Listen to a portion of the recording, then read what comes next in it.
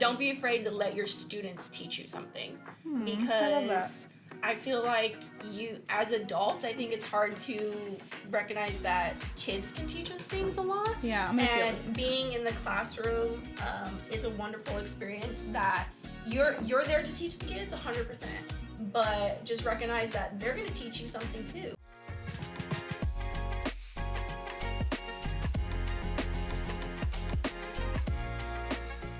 Good morning, everyone. My name is Yain and I'm a liaison with California Teaching Fellows Foundation. I oversee the Northwest region here with Fresno Unified. I've been with Teaching Fellows for about, it's going to be 5 years. It's going to be 5 years. It's going to be 5 years next month. So I'm Sarah Cruz. I'm one of the morning liaisons. I support the FCSS Fowler area, Porterville, Burton, parts of Fresno Unified with our different morning programs. I've been with Teaching Fellows 11 years, I think 10 or 11. We're just gonna stay around there, okay? Today we're gonna be focusing on an enrichment lesson plan that's focused on St. Patrick's Day theme. So we'll be doing a shamrock flower. So this is an example of a lesson plan that we have built. Includes like our instructions and some of the things you're gonna need to cut out, and then the final outlook. As we approach spring break, behavior tends to shift. What are some proactive strategies can Teaching Fellows use to keep students engaged and focused when their energy is high and attention spans are short? Definitely. Okay, yes. So I definitely feel like consistency is something that supports the students and the Teaching Fellows. I feel like having engaging redirection, and what I mean by that is, you know, a lot of the time, something that I used to do as a kinder tutor was I used to like having my rules and expectations out, but like in a fun way. So like either I had like the little sticks, or I had like my first warning, second warning, but like very decorative. And when I mean by consistency, I mean like going over those like over and over again. So it's like, you know, set in stone for them, but also having like a fun way to introduce it. Like, you know, having the kids also participate in that by letting them know like, hey, you know, so today, you know, who wants to be my reader, or who wants to be my leader, or who wants to do this? Because I feel like consistency throughout those days will help diminish or at least reduce the behavioral interactions that they have with the students, and by also still keeping them engaged and involved and making them feel like a part of it, instead of like, this is what I have for you, but this is what we made together. You know, like we created it together. We did these rules together, so together we're going to be able to implement them, you know? What are signs a tutor may need to loop in their site liaison sooner rather than later? This is a good one. What fear about asking for help should they let go of? Okay, so to answer your first question, I feel like as liaisons, we often get a lot of communication, right?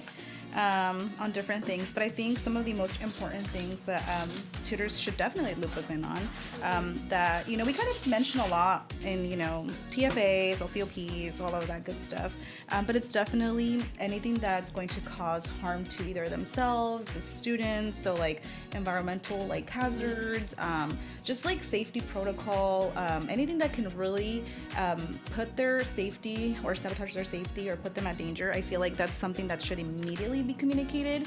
Any injuries, of course, something that we always talk to them about, like injuries. And then to answer the second question, something that I feel like they need to let go of is, I often get like, I don't want to bother you, like I feel like you're busy, you have too many things to work on already. And it's like, I understand, and we know, we understand that we have things to work on, but we still make that time for them, you know? And I think something you mentioned was like open door policy. So I feel like that's also important, like letting them know that they can come talk to us, that, you know, we do have that open door policy, that yes, we communicate a lot through email, through text or phone call, but that they can come and talk to us whenever they need something, especially when it's something that's like, you know, putting them at danger, or just, you know, something that they're having a hard time with. And even sometimes personal stuff, you know? Yeah, I feel like for me, I know that a lot of the liaisons, including myself and then you, of course, try to almost like demystify talking to your liaison, because sometimes when we go to site, people are like, oh, the liaison's here. Like, yeah, we're here just to say hi. Like, how are you doing? So if you have a question or you're curious about something or want to know a better way or just a different way to do it, you can definitely be that person to just kind of chat with. Yeah, for sure. Just because everybody has different experiences and things like that, and so we could just offer some insights, and who knows, maybe we can learn something from you too, depending on what's going on, you know. For sure. How does classroom management differ between morning academic programs, so Miss Morning Liaison, and after school enrichment settings? So you've been in both, so I have been in both. They are very different programs. There's a lot of different elements that go into it, but if I had to boil it down and say that between similarities, I would say that you still want to make sure that you have your expectations and that you go over them clearly and consistently with the students.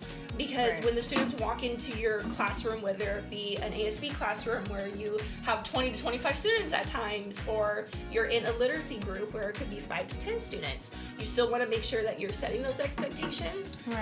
They know what's going to be expected of them and what the start and end goal for that time frame that you guys share together will be.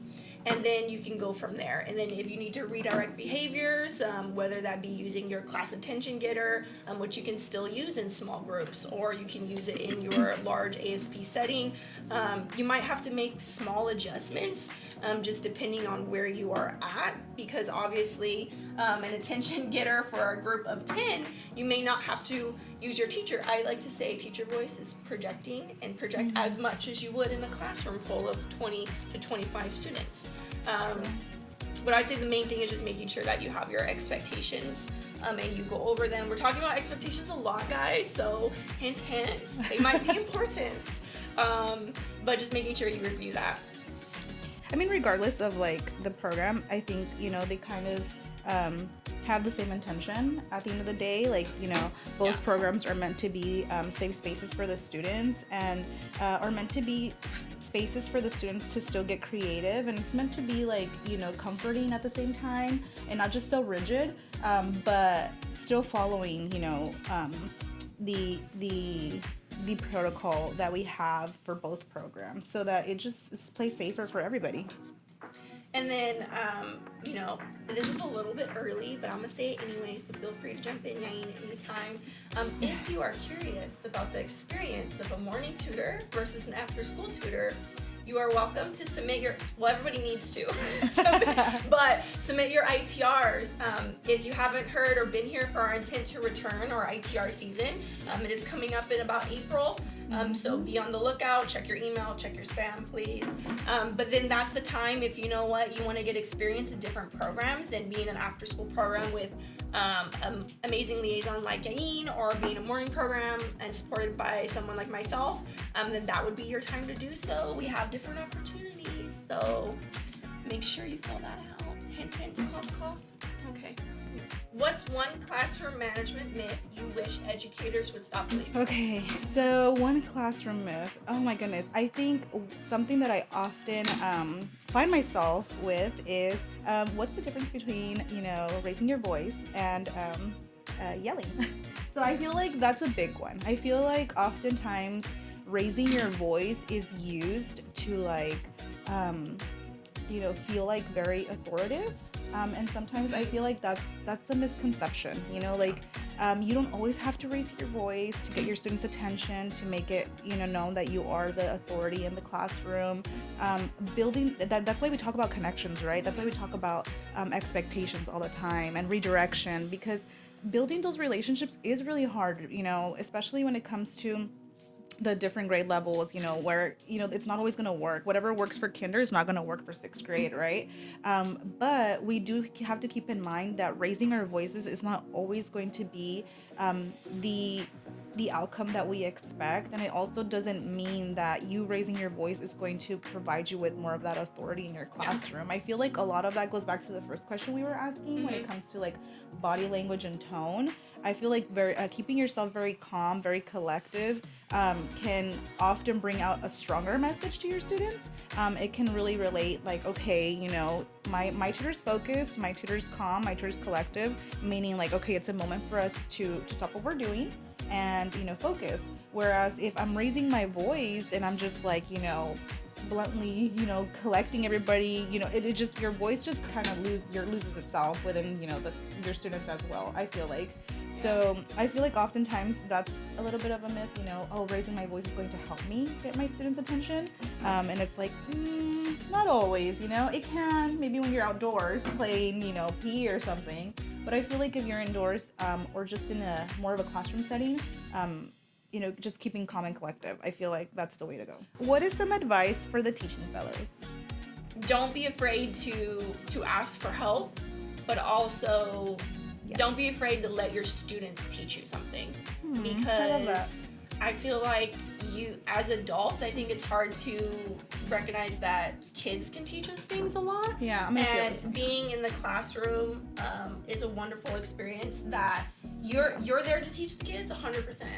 But just recognize that they're going to teach you something too, and you're going to walk away more enriched with an amazing experience that maybe you thought you wouldn't have. Maybe you were just there to get some classroom experience, which is awesome. Definitely do that, and that will happen. But I think you're going to learn a lot more from these kids than you'll realize. So just being open to that, I would say, and then being open to new classroom strategies, techniques, and things like that.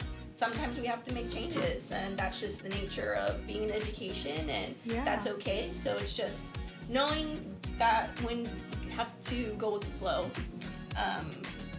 in order to make it a better experience for you and the students. And this definitely looks like my kinders did it, but that's okay. My kinders were amazing artists. That's awesome. That's awesome. I love that. You know, if I was a tutor and I had you as a liaison, I'd be like, you're the best liaison in the world. Guys, I didn't even tell her to say that.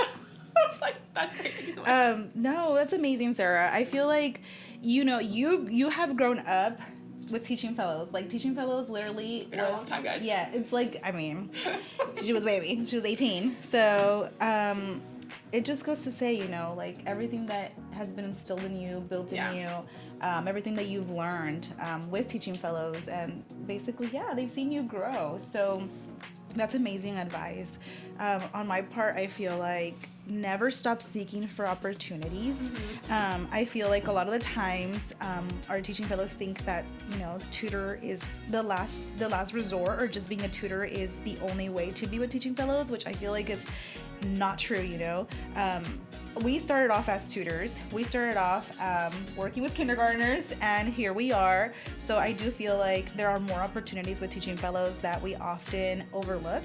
So if you are looking for something else that could be in a different pathway and not just teaching, there's so many opportunities with us. So an advice to you guys is, you know, never stop looking for those opportunities. Never skip out on an opportunity, even if it's scary. Jump on it, like, you know, just go for it, because you don't know where that path can take you or where that path can lead you to. Okay, let's show we're showing our work on the count of three. One, two, three. Yours is beautiful. Yours is beautiful too. I love it. Friend. I used to work with kinder, can you tell? I worked with kinder too. Yeah, sure. This is great.